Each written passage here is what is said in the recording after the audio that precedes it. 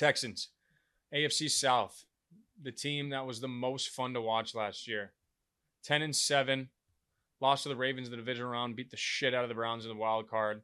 12th total offense, 7th in passing, 14 total defense. Pretty much Stroud taking him to the Super Bowl this year. You're going to be like, oh, you're crazy, PY, you're crazy. All this stuff. Burrow fucking did it a couple years ago. Got hurt in year 1. Takes his team to the Super Bowl in year 2. Beats Mahomes in Kansas City.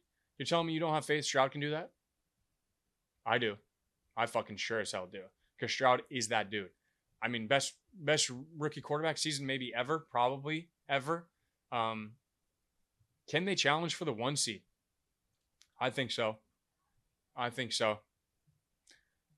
You play 6 games against the Colts, Jags, and Titans.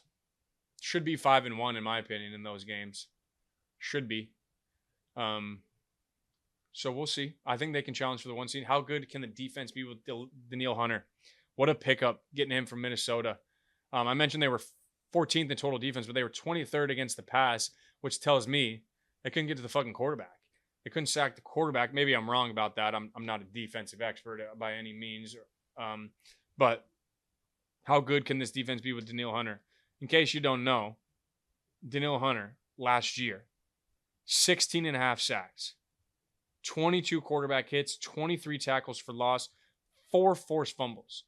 I mean, the dude is a fucking monster on the defensive line. Maybe one of the most underrated defensive line players we got in the NFL.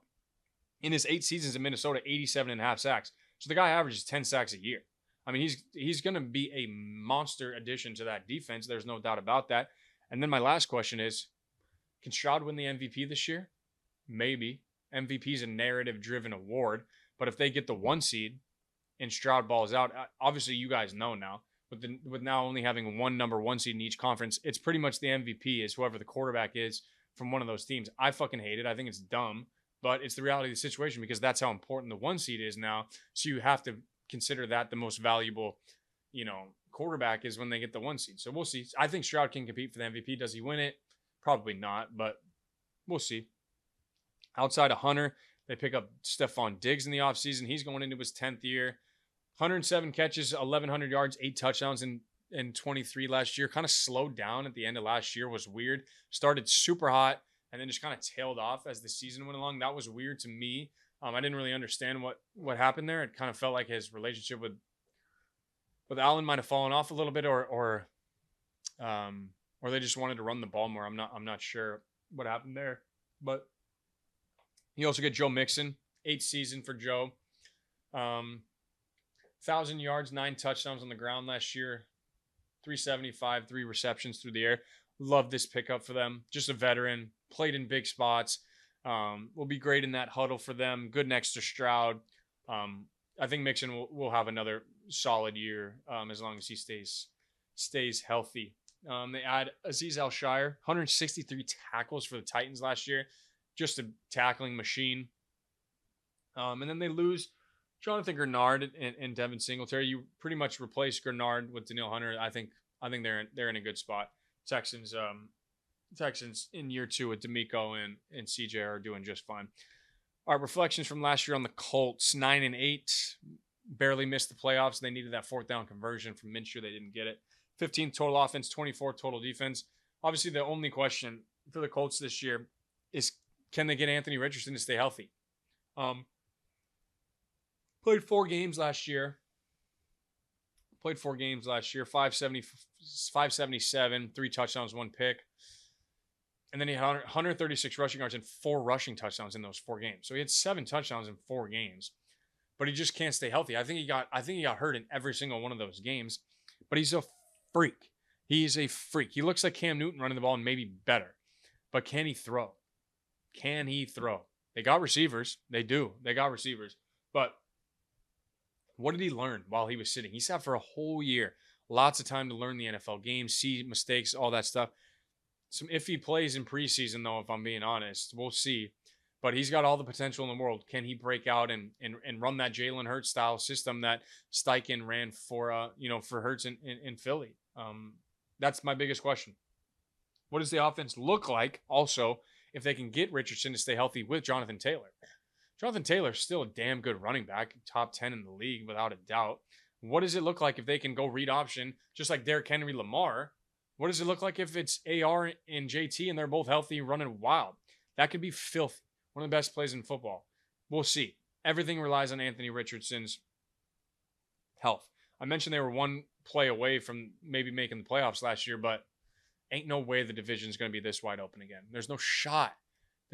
The Jaguars stunk at the end of last year. Texans came on late. I just don't see it happening. They had Joe Flacco as their backup, which is so smart because they need a good backup, because I don't think that Richardson will be able to stay healthy for the whole season. I mean, he might miss 2 games, he might miss 8, I don't know. And then they get A.D. Mitchell, second round pick from Texas.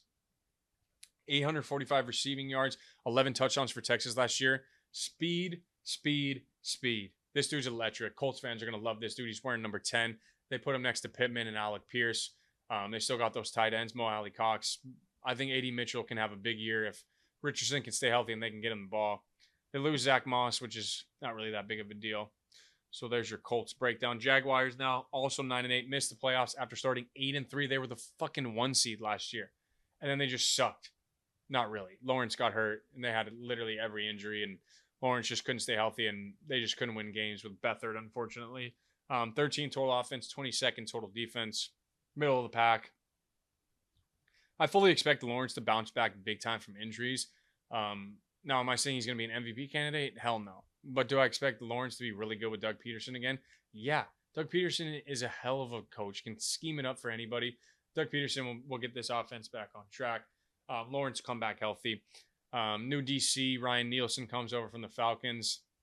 What kind of punch does first round pick Brian Thomas Jr. from LSU give them? In case you're not familiar, 1,100 yards and 17 fucking touchdowns last year at LSU. This dude is explosive as shit. Went late in the first round. Could easily, put up the same numbers as Malik Neighbors this year. We'll see. It's going to all be about touches, but I expect Brian Thomas to have a breakout year. Big time rookie year. They haven't won 10 games since 2017. I think if they want to win the division, it's minimum 10 games. They must win 10 games at least if they're going to even sniff the division. So that's just my take. They had Gabe Davis as well. Nice little piece there. Mitch Morse, new starting center. Played 77 games for Buffalo the last 5 years. Eric Armstead, nice pickup defensively. He's going into his 10th year. And then they pick up some back-end help with Darnell Savage and Ronald Darby. We'll see. Jaguars is all about Lawrence's health. That's all it is, because they're a good football team when he's healthy. That's for damn sure. All right, let's talk Titans quickly. 6-11 last year, 28 total offense, 17th in defense. They fired Vrabel in the offseason, which, if you ask me, dumb. Vrabel got you the 1 seed with fucking Tannehill as your quarterback. I don't understand that at all. I just really don't. I thought Vrabel was one of the best coaches in the NFL. But regardless, we'll put that aside. Breakout year for Will Levis. This dude's a physical freak. I mean, he's got all the tools to be an NFL quarterback. That's for damn sure. Took over the job in week 8 last year. Started 9 of the final 11 games. Kind of got dinged up in 2 of those last 3 weeks. 1,800 yards, 8 touchdowns, 4 picks, 58% completion. So nothing crazy. But he was a rookie. I think D-Hop really liked him. I remember hearing D-Hop talk about, he really liked his poison moxie.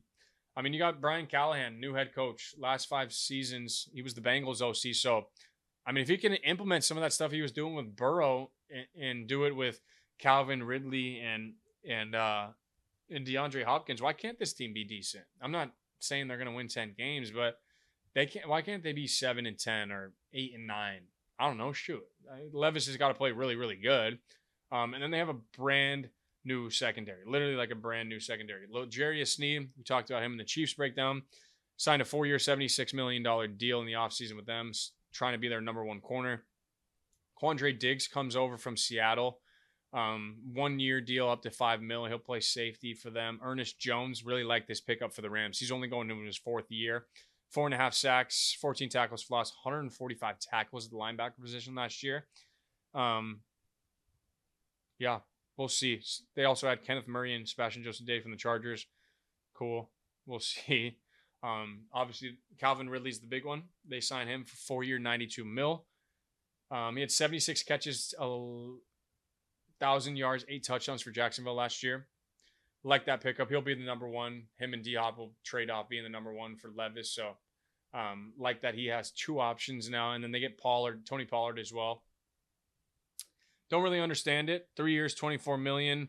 He had 1,000 yards rushing and 6 touchdowns last year for the Cowboys. And he was the starter all year. Year before that, he had less carries, wasn't the starter, put up better numbers. So I don't really understand what the Titans did, but when you lose Derrick Henry, you need a freaking running back. And so they had Pollard, got to keep him healthy or else it's not going to matter.